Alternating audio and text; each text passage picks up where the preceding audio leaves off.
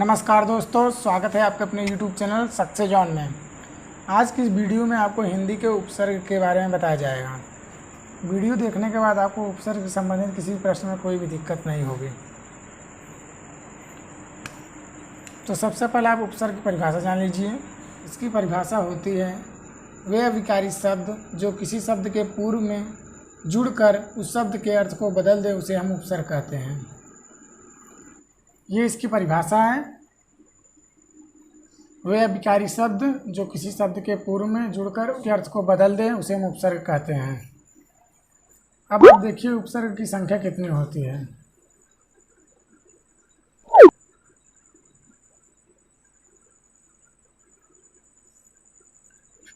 हम संस्कृत में उपसर्गों की संख्या की बात करें तो 22 होती हैं।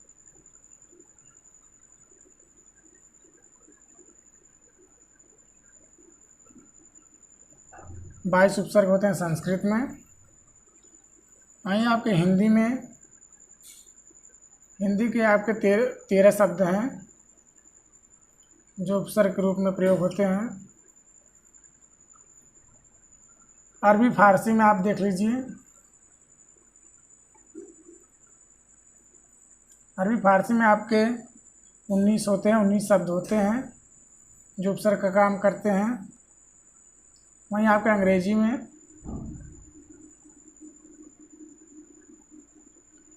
में आपके होते हैं 6। अंग्रेजी में 6 उपसर्ग होते हैं जो अंग्रेजी में उपसर्ग के काम करते हैं। उसमें तो यहाँ और यड़ संधि पर आधारित उपसर्ग हम निकाल लेंगे। अब आप उपसर्ग पहचानने का तरीका देखिए। कुछ तरीके मैं आपको बताऊंगा जिसकी सहायता से आप किसी भी शब्द में कौन सा उपसर्ग है आसानी से जान सकते हैं। तो सबसे पहले आप देखिए, जब कोई ऐसा शब्द आए जिसमें यड़ संधि का प्रावधान हो तब हम उपसर्ग निकालते समय सर्वप्रथम विच्छेद कर लेंगे। पहला आपका क्या है,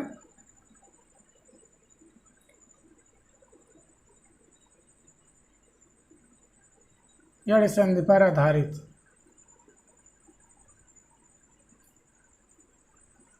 शब्द। जब कोई ऐसा शब्द आपको मिले जिसमें यड़ संधि का प्रावधान हो हम उसका विच्छेद कर लेंगे और हमें उपसर्ग प्राप्त हो जाएगा। जैसे आप देखिए,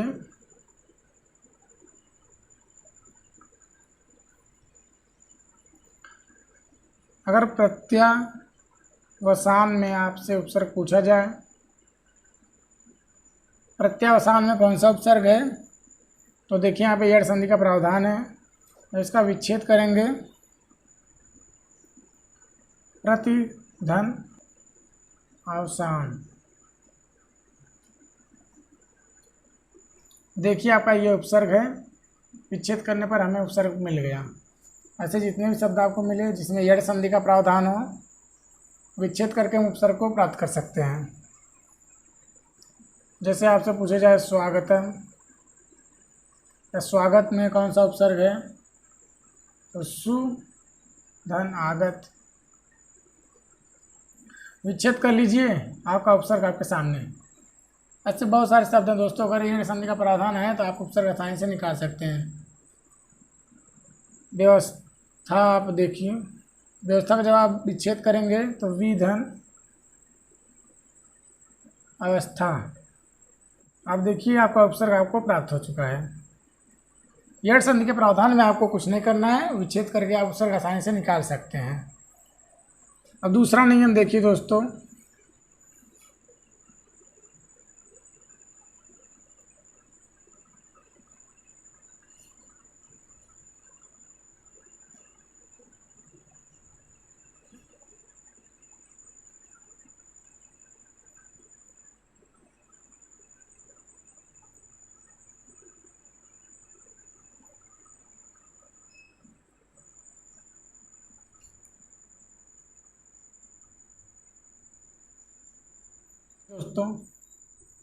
अगर प्रारंभ में आपके शब्द में नी या दू आता है, उसके पश्चात आपको आधा तालव्य से, आधा मूर्धन्य से या फिर आधा दंत से, ये तीनों आते हैं तब आपको कुछ नहीं करना दोस्तों। उपसर्ग बताते समय सबसे पहले आपको जो सा आ रहा है उसको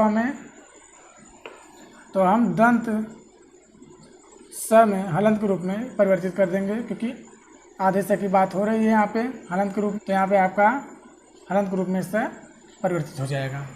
जैसे आप देखिए,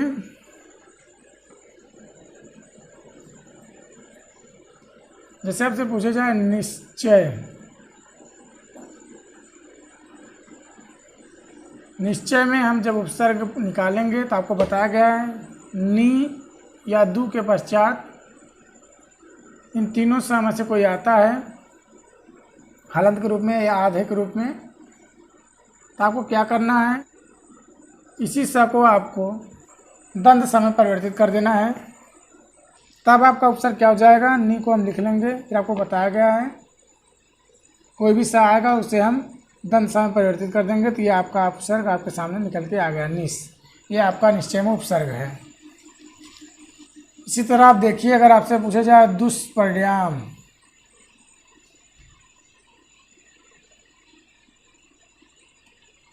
दुष्परिणाम में कौन सा उपसर्ग है, कुछ नहीं करना है आपको। नी या दू में से देखिए आया है दू, उसके बाद आपका इन तीनों समय से एक सा आया हुआ है मूर्धन्य स। आपको मूर्धन्य स को दंत स में परिवर्तित करना है, तो इसे आप लिख लीजिए, बस कुछ नहीं करना है, दू स। दुष्परिणाम आपका ये उपसर्ग निकल के आपके सामने आ गया है। इस तरह के जितने भी शब्द मिले आपको, अगर नी और दू के बाद तालव्य श आधा या मूर्धन्य स आधा या फिर दंत स आधा आ रहा है, तो उसको हम तीनों स को हम दंत स में परिवर्तित करके उपसर्ग हम निकाल लेंगे।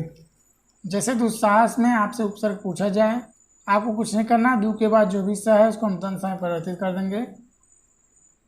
इसमें दंत स है, इसको दंत स में परिवर्तित करके लिख लेंगे। इसमें आपका हो जाएगा उपसर्ग कौन सा, दुस। इसी तरह आपका निष्फल में आपका क्या हो जाएगा, निष्धन फल, निस उपसर्ग। अब आप तीसरा नियम देखिए, रूल नंबर 3। तीसरा नियम क्या कहता है, अगर आरंभ में आपके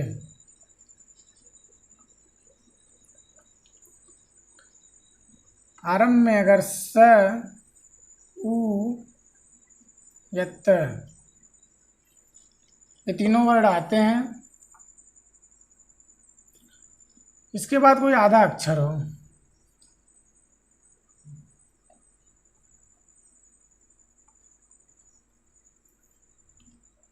तत्पश्चात कोई आधा अक्षर हो, तो उपसर्ग बताते समय हमें कुछ नहीं करना है। आधे अक्षर को हम क्या करेंगे, त या फिर द हलंत के रूप में हम इसे परिवर्तित करके उपसर्ग अपना निकाल लेंगे।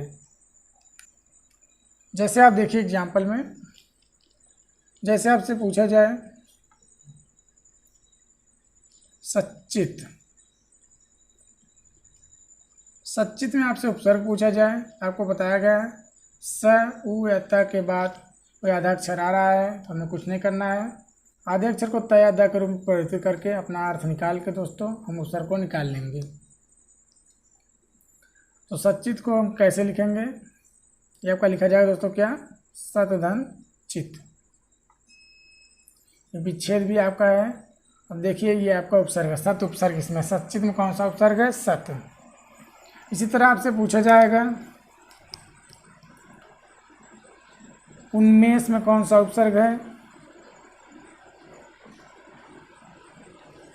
स उ या त के बाद आधा अक्षर है, आपको कुछ नहीं करना है। पहले हम लिख लेंगे उस वर्ड को जो सबसे पहले आया है, उसके बाद आधे अक्षर को हम त परिवर्तित कर देंगे। ये आपका उपसर्ग आप निकल के आपके सामने आ गया है। इसी तरह अगर आपसे पूछे जाए उद्योग में कौन सा उपसर्ग है, तो दोस्तों आप ध्यान दीजिए, स उ त में से कोई वर्ड आया तो सबसे पहले हम उसे उतार लेंगे। इसमें दोस्तों आपका आधा अक्षर है द, तो आधे अक्षर को आप चाहे तो इसे आप ऐसे भी लिख सकते हैं उद, या फिर आप इसे ऐसे भी लिख सकते हैं उत। दोनों आपका सही है दोस्तों। जो भी ऑप्शन अगर आपको दिया गया हो तो वही आपका उत्तर हो जाएगा। नहीं दिया गया है फिर भी आप जो भी लिखेंगे वो दोनों सही है। आपका हो जाएगा उत्धन योग या फिर उद्धन योग। दोस्तों चौथा नियम देखिए क्या कहता है। दोस्तों अब चौथा नियम देखिए, अगर श्र ऊपर बिंदी और सम ये वर्ड आए हों, ऐसा कोई शब्द दिया गया हो, आपसे उपसर्ग पूछा जाए तो आपका सम उपसर्ग होगा, इसको हम सम के रूप में लिख लेंगे, ये आपका उपसर्ग हो जाएगा। और दोस्तों अगर ऐसा कुछ ना हो, अगर पंचमा अक्षर का भी प्रयोग हुआ है स के बाद, तब भी आप सम उपसर्ग निकाल लेंगे उसमें से और आपका यही उपसर्ग हो जाएगा। जैसे आप देखिए, अगर आपसे पूछा जाए संसार, संसार में कौन सा उपसर्ग है, तो आपको क्या करना है, इसको हम लिख लेंगे सम, हलंत के रूप में लिख लेंगे, यही आपका उपसर्ग हो जाएगा। उसके बाद आपका सार, यह बाकी शब्द आपका। इसी तरह आपसे अगर पूछा जाए संचय में कौन सा उपसर्ग है, कुछ नहीं करना है, पंचमाक्षर का प्रयोग हुआ है स के बाद, अब इसे आप लिख लीजिए सम धन चय, ये आपका उपसर्ग है। इसी तरह अगर आपसे पूछा जाए संस्कार में कौन सा उपसर्ग है, तो संस्कार इसे हम इस तरह लिख सकते हैं, इसमें आपका उपसर्ग कौन सा हो जाएगा, सम उपसर्ग, समधन कार, ये आपका उपसर्ग। इसी तरह दोस्तों संस्कृति में हो जाएगा समधन कृति। ऐसे जितने भी शब्द मिले, से आपसे पूछा संविधान में कौन सा उपसर्ग है, तो आप क्या करना है, स के ऊपर बिंदी है, पंचमा अक्षर है, तो आपको कुछ नहीं करना है, सम लिख लीजिए, सम के बाद विधान लिख लीजिए, ये आपका जो सम है ये आपका उपसर्ग है। दोस्तों वीडियो को देखने के बाद पूरा आपको उपसर्ग के संबंधित किसी प्रश्न में कोई भी दिक्कत नहीं होगी। आप चाहे तो कोई भी एग्जाम्पल उठा के देख लीजिएगा। पांचवा नियम देखिए, पांचवा नियम देखिए दोस्तों क्या है। पांचवा नियम है दोस्तों आपका शेष शब्द आपका है, पहले आप समझिए, मैं लिख दे रहा हूं। कोई शब्द दिया गया हो तो पीछे से हम सार्थक शब्द निकाल लेंगे। पीछे से क्या करना है आपको, कोई शब्द अगर दिया गया हो, सार्थक शब्द आप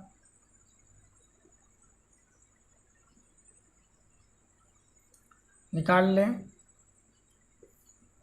बाकी जो शेष शब्द आगे बचेगा वही आपका उपसर्ग होगा। जैसे आप देखिए, अगर आपसे पूछा जाए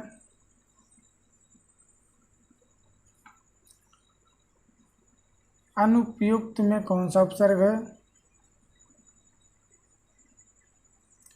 अगर चारों नियम इसमें फॉलो नहीं कर रहे हैं तो आपको क्या करना है, कुछ नहीं करना है, पीछे से सार्थक शब्द उतार लीजिए, पहले यहाँ पे प्लस लिख लीजिए, इसमें आप उपयुक्त निकाल लीजिए, ये आपका सार्थक शब्द है। अब आपके पास क्या बचता है, अब बचता है रन्ना हलंत के रूप में, इसे आप लिख लीजिए अन, इसमें आपका अन उपसर्ग है। दोस्तों जब चारों नियम फॉलो ना करें तो पांचवें नियम आपको यही करना है, पीछे से सार्थक शब्द निकालिए, बाकी शेष शब्द जो आगे की तरफ बचेगा वही आपका उपसर्ग होगा। जैसे आपसे पूछा जाए अनुपमा, अनुपमा में कौन सा उपसर्ग है, तो पहले आप सार्थक शब्द पीछे से निकाल लीजिए, तो सार्थक शब्द क्या है आपका, उपमा, शेष आपका क्या बचता है, अन, अन आपका उपसर्ग है। इसी तरह दोस्तों अगर आपसे पूछे जाए अनुविष्णु में कौन सा उपसर्ग है, आपको बताया गया, पीछे सार्थक शब्द निकाल लीजिए, तो यहाँ पे लिख लीजिए विष्णु। अब आपके पास क्या बचता है, अन, ये आपका उपसर्ग है। इसी तरह अगर आपसे पूछा जाए लावारिस में कौन सा उपसर्ग है, तो आपको कुछ नहीं करना है, पीछे से सार्थक शब्द निकालिए वारिस, आपके पास बचता है क्या, ला, ये आपका उपसर्ग है। दोस्तों, ये जो छठवां नियम आपका है ये लगभग 5वें नियम के समान है। अगर आपको कोई ऐसा शब्द मिले जैसे पूर्व हो या तिर हो, शुरुआत में ये शब्द आए दोस्तों पूर्व या तिर, तो आप देखिए तिर को आपको किसमें परिवर्तन करना है, तिरस या फिर दोस्तों तिरह में। इसी तरह पूर्व को आपको पुरस या फिर पुरह में परिवर्तन करके आपको उपसर्ग निकालना है। जैसे आप देखिए पुरोहित, पुरोहित में आपसे उपसर्ग पूछा गया है, इसमें विसर्ग संधि का प्रावधान हुआ है दोस्तों। पीछे से आपका जो हित है ये शब्द निकल जाएगा सार्थक, इसको हम लिख लेंगे पुरह। दोस्तों, जो ये आपका पुरह है और तिरह है ये विसर्ग संधि से होता है। इसी तरह अगर आपसे पूछा जाए तिरस्कार में कौन सा उपसर्ग है, आपको बताया गया है, कुछ नहीं करा, तिर आया है, आपका बताया गया है। वैसे भी आपका स यहाँ पे है, पीछे सार्थक शब्द निकाल लीजिए कार, आपके पास बचता क्या है, तिरस, ये आपका उपसर्ग है। दोस्तों, ये जो नियम आपको बताए गए हैं 6, कुछ नहीं करना है दोस्तों, आप अच्छे से इसको समझ लीजिए। फिर आप अपना कोई भी बुक उठाइए या कोई भी क्वेश्चन उठाइए उपसर्ग से संबंधित। आप देखिए दोस्तों, अगर आप अच्छे से नियम को समझ लिए हैं तो आप आसानी से उपसर्ग निकाल सकते हैं। कोई भी ऐसा प्रश्न नहीं मिलेगा जिसमें आप उपसर्ग न निकाल सकें। दोस्तों, वीडियो कैसा लगा कमेंट बॉक्स में ज़रूर बताएं। धन्यवाद।